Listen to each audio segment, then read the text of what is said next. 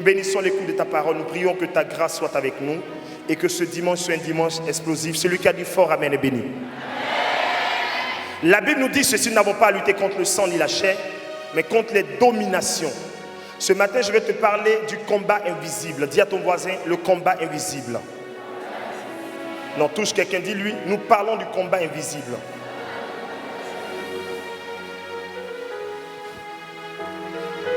Un jour, quelqu'un m'a posé la question de savoir,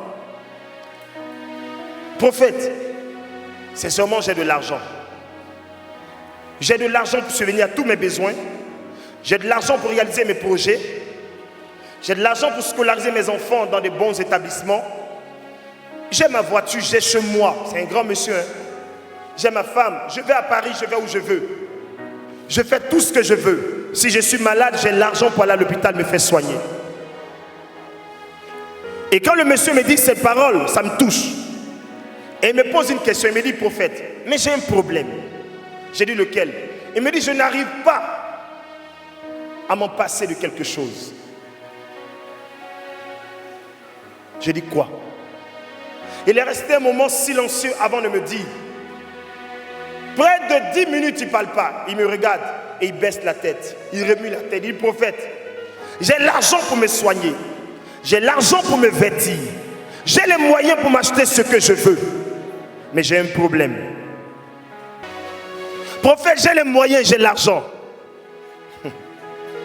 Je subviens à mes besoins quand je veux, comme je veux. J'ai construit ma maison, j'ai même des constructions, les gens louent mes appartements. Mais j'ai un problème. Je dis, c'est quoi? Il remue la tête, il ne parle pas. Il remue la tête, il ne parle pas. Il remue la tête, il ne parle pas. J'ai dit, dis-moi, qu'est-ce qui ne va pas? Papa, je vais prier pour toi. Il ne parle pas. 10 minutes sont passées. Il reprend encore, il me dit, prophète, j'ai l'argent. J'ai l'argent dans mon compte. Actuellement, je parle, j'ai 180 millions dans 3 comptes. Mais j'ai un problème. Chaque nuit que je dors, je mange la nourriture, la viande de porc qu'on prépare, on me donne avec des gens. Je suis assis avec parfois mes parents décédés, on mange ensemble. Prophète, j'ai été voir même les marabouts, voir des gens puissants spirituellement pour m'aider. Ça n'a jamais marché. J'ai été même à l'hôpital, ça ne marche pas. Prophète, et quand je mange, je me réveille le matin, je suis rassasié et ballonné, comme si j'avais mangé en réalité. J'ai été opéré 2 fois de la gorge. Je fais tout, j'ai l'impression qu'il y a un truc dans ma gorge qui ne bouge pas. Je bois de l'eau, je prends la liqueur, le vin, je prends tout ce qu'on peut prendre. Mais prophète, ça ne quitte pas. Je ressens, j'ai toujours la même sensation. Quand le monsieur m'a dit ces paroles, j'ai été touché. Il dit, prophète, si l'argent pouvait régler mon problème là, franchement, je pense que je serais déjà délivré.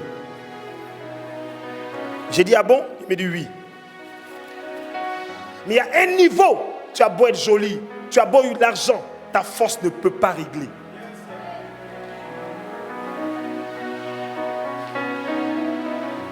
Tu as beau être joli, tu as beau être spirituel, tu as beau être fort, pardon. Tu as beau être grand de taille, mais tu ne peux pas régler. Si tu n'as pas la capacité spirituelle de dominer, tu seras dominé.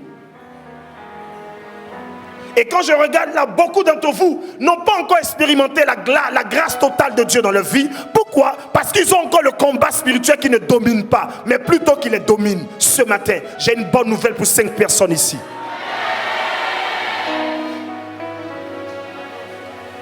Est-ce que je peux te parler? On ne peut pas gagner le combat si nous le voyons ou bien nous le percevons de façon physique. Le combat se gagne sur le plan spirituel avant qu'il soit physique. Le monsieur dit, j'ai tout, mais je souffre. Frappez votre enfant si vous voulez, l'enfant continuera de voler. Pimentez-le comme vous voulez, l'enfant continuera de faire le mal qu'il fait tous les jours. C'est spirituel. Ce mois de mai qui arrive, je décrète ce mois est un mois spirituel pour toi au nom de Jésus. Un mois dans lequel tous les combats invisibles que tu n'as pas pu gagner il y a de cela des années, ce mois Dieu te donnera la victoire. Quelqu'un m'entend mais il ne me comprend pas. J'ai dit dans ce mois, le Dieu que je prêche avec amour te donnera la victoire. Celui qui me dit amen plus fort que son voisin verra la victoire arriver dans sa vie. Je le décrète, un mois spirituel. Un mois, nous remportons toutes les batailles au-devant de nous. Quelqu'un me suit? Écoute-moi. Vous avez de l'argent pour réaliser des projets. Mais tu les montes avec beaucoup d'intelligence. Avec même des experts, le projet s'écroule. Quelqu'un est couché chez lui. Il affecte ton projet par un moyen spirituel. Des démons viennent de façon invisible et ils bloquent la porte de tes projets. Aucun projet n'aboutit. Tu constates au fil du temps que les choses ne marchent plus. Ne prends pas la chose de façon physique. Prends-le sur le plan spirituel. Quand j'ai dormi, Dieu m'a dit, beaucoup de personnes ici dans cette assemblée ont encore le combat invisible avec eux. Ils n'arrivent pas à les gagner parce qu'ils ne maîtrisent pas. Pour certains, ils ne comprennent pas que là où nous sommes dans une heure où il faut se battre spirituellement. Tu t'es trop battu avec ta rivale, laisse-la. Le combat n'est pas physique. Arrête d'échanger avec elle par des messages ou des injures. Nous sommes dans le temps, il faut que tu la battes spirituellement pour qu'elle dégage. Par le spirituel, on commande la vie d'un homme. Par le spirituel, on change des choses. Je vais vous parler du monde spirituel, comment il fonctionne. Cher ami, le monde spirituel est bien plus réel que le monde physique. Il est puissant, le monde spirituel. Le monde spirituel a beaucoup de force. Si vous laissez le monde spirituel vous dominer, vous serez dominé à longtemps. Tout le temps de votre vie, vous serez dominé. Parce que pendant que toi, tu es en train de planifier des projets, il y a quelqu'un qui est en train de planifier un projet pour te tuer. Quelqu'un planifie un autre projet contre toi pour te gâter. Je vais vous expliquer comment fonctionne le monde spirituel en fonction des territoires. Dans ce quartier d'Obama, j'ai rencontré un homme qui m'a combattu longtemps, des années et des années. C'est celui qui a le bâtiment là. Il a toujours eu un projet de me prendre le terrain. Oh, je suis venu le trouver ici. Le terrain était nu. Pourquoi me combattre? Au début, je ne savais pas que c'était lui. On jette caca sur le terrain. On prend caleçon des femmes, on met là. Ils vont m'attaquer jusqu'à chez moi, la maison où j'habite. Les gens s'élèvent contre moi pour rien. Moi, il y a des hommes qui s'élèvent, ils me font des trucs. Je ne sais pas pourquoi. Je leur ai rien fait, mais ça, rien. Ils s'élèvent contre moi, ils se fâchent contre moi. Oh! Au début, les premières années, je ne voyais pas la chose ainsi. Un jour, je rentre en esprit, je dis, Seigneur, qu'est-ce qui se passe? Il me dit, mon petit, jeune, grandi et vieilli. Tu dors avec ton sorcier et ton marabout à côté de toi. Lève-toi contre lui. Ramène-lui ce qu'il te fait. Massa, j'ai commencé à me lever dans la prière. I started praying against the guy. Oh! Écoute-moi, le combat était rude et sérieux. Jusqu'à il est venu casser la toiture de l'église. Il y a eu un moment même, il a fait venir même des marabouts qui dormaient dans le coin. Je vous explique un peu le combat spirituel territorial. Il y a quelqu'un qui est peut-être mystique, qui dit que lui, il va être le chef de ce quartier. Donc quand les mouvements se passent dans le monde de l'esprit, c'est pas lui, on passe d'abord. C'était ce combat que j'avais rencontré ici. Je suis resté le chef. Et je reste le chef d'Obama. Il ne peut pas m'enlever. Il m'a envoyé 2 fois la mort. Premier accident mortel. Deuxième, je suis tombé malade devant vous, vous avez vu ici, non? Mais je suis là debout. Le combat territorial est un combat qui vient à titre de domination, pour t'assujettir. Si vous êtes dans une maison où il y a un sorcier ou quelqu'un qui pratique le mauvais spirituel, ou un spirituel différent du vôtre, il cherchera à vous dominer toutes les fois que vous serez là. Ça vous arrive parfois de sentir quand tu dors comme si quelqu'un vient se coucher sur toi et puis il veut te touffer. Ça vous arrive souvent? Il y a une fois, ça c'est une personne, c'est pas un démon, c'est l'homme même qui vient faire ça. Souvent même tu peux l'attraper. Une fois j'ai attrapé, j'ai saisi le cou comme ça. C'était la tête d'un serpent. Je l'ai jeté quelque part loin de moi. Il vient comme un homme, il rentre, souvent tu le vois partir comme l'homme derrière toi. Ce sont des personnes qui sont là, qui veulent vous dominer. Ils vont t'alourdir dans la prière, t'alourdir spirituellement. Ta prière les gêne. Si vous voulez connaître le combat territorial, savoir qu'il y a réellement quelqu'un qui essaie de dominer dans le quartier, priez entre minuit et 2 heures du matin. Il faut te coucher. Tu vas rendre témoignage. C'est là que tu sauras que j'ai un quartier ici dedans là. Il y a des gens dans ce quartier-là qui veulent me dominer, ils sont en train de m'assujettir. Fais prier comme ça 2 fois. Peut-être que tu ne vas plus vouloir prier à ces heures-là. Mais quand tu vas persévérer un moment venu, j'ai dit, quand tu commences à prier à ces heures, tu sens l'atmosphère, non? Bah, des atmosphères, tu sens qu'il y a quelque chose, une présence, tu as la chair de poule. Il y a deux types de chair de poule. Il y a des chair de poule qui te donnent le froid. Et puis alors ça te pique.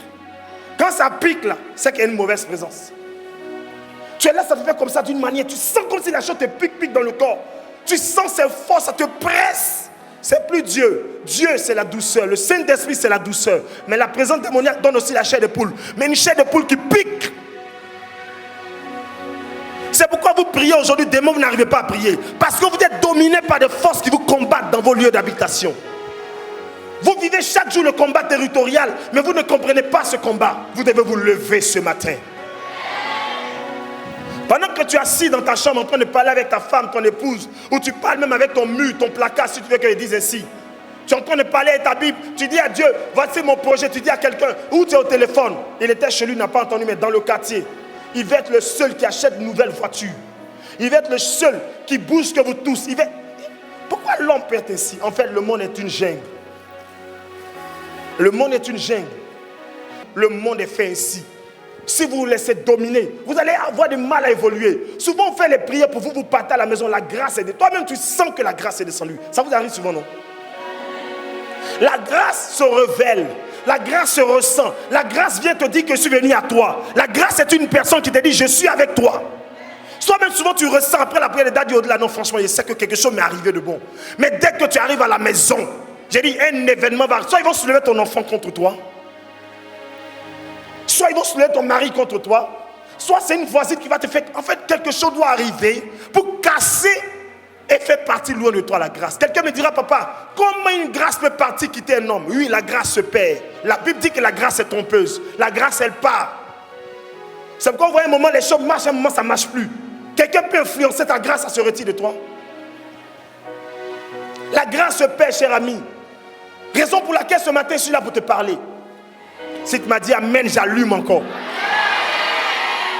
Est-ce que quelqu'un me comprend? Les prières que nous faisons ne peuvent pas ne pas marcher. Ça a déjà bougé, ça prend. Ce sont des déclarations faites avec beaucoup d'énergie. Mais vous ne réussissez pas, vous n'arrivez pas à rentrer en possession totale ou bien même garder longtemps parce que quelqu'un vous influence. Voici les moyens par lesquels on vous influence. Le premier, c'est le sexe. Le premier moyen, c'est le sexe. Tu es une jeune fille, tu es venue, tu as prié. On a prié pour toi, tu dis tu veux le mariage, on a prié, on a déclaré. Écoute-moi, écoute. Dès l'instant où je déclare la bénédiction sur toi, elle est déjà là automatiquement. Je vais bien te parler aujourd'hui. Est-ce qu'elle peut bien parler? Les deux personnes qui m'ont dit amen, tu es béni.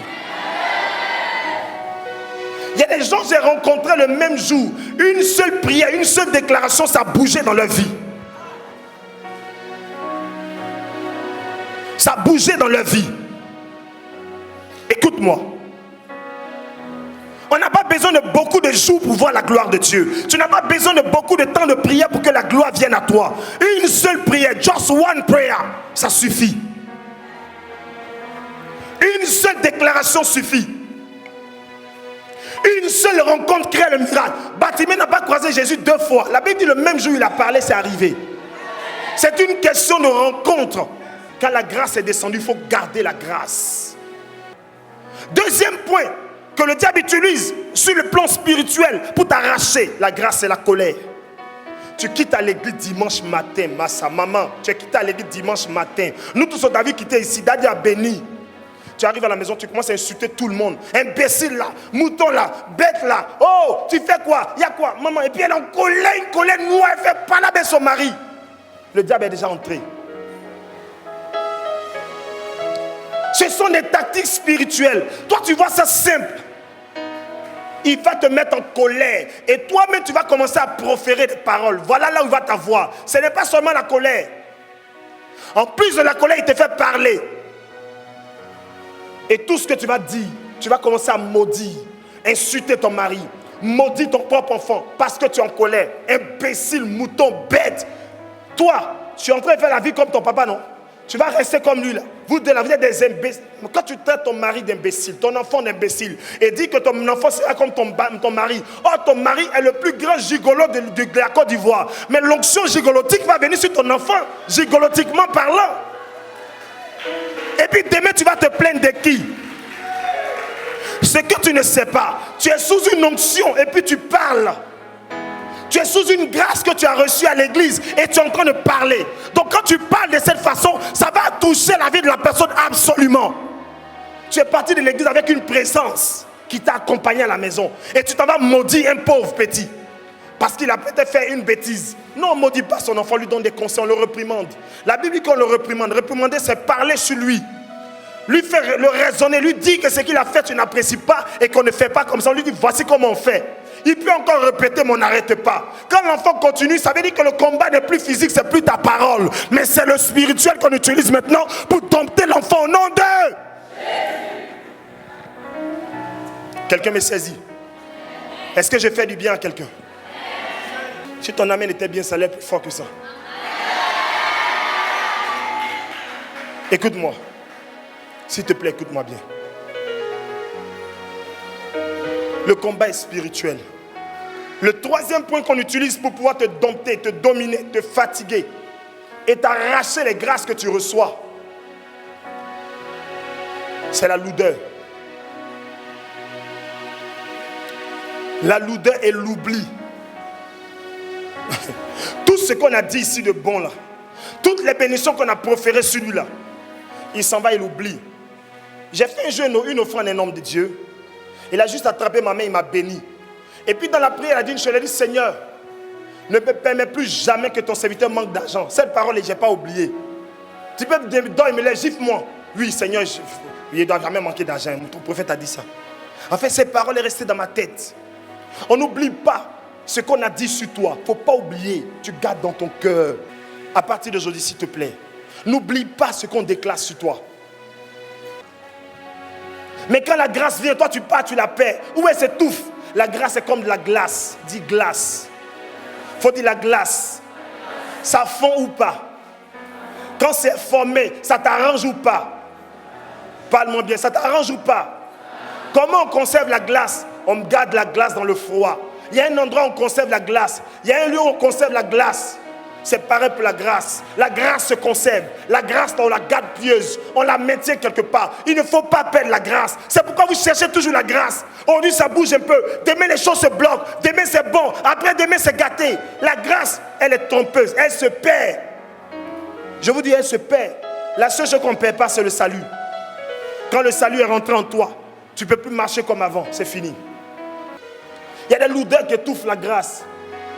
Même par le contact sexuel, tu peux avoir la lourdeur. Le contact sexuel entraîne très souvent la lourdeur. Très souvent, ça entraîne la lourdeur.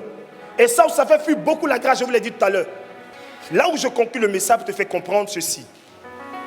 En réalité, aucun combat n'arrive à une personne si elle n'a pas les capacités de pouvoir dominer ou gagner.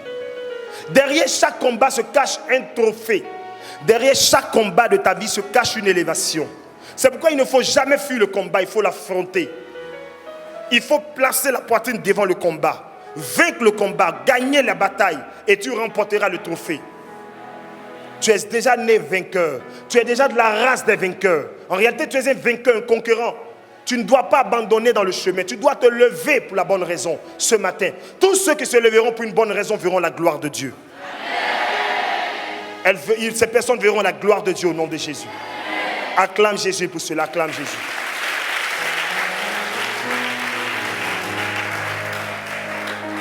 Lève ta main droite. Dis Seigneur Jésus, merci infiniment de m'avoir permis de comprendre ta parole. Ce matin, je repars d'ici chargé, béni, restauré au nom de Jésus. Celui qui acclame Jésus est béni.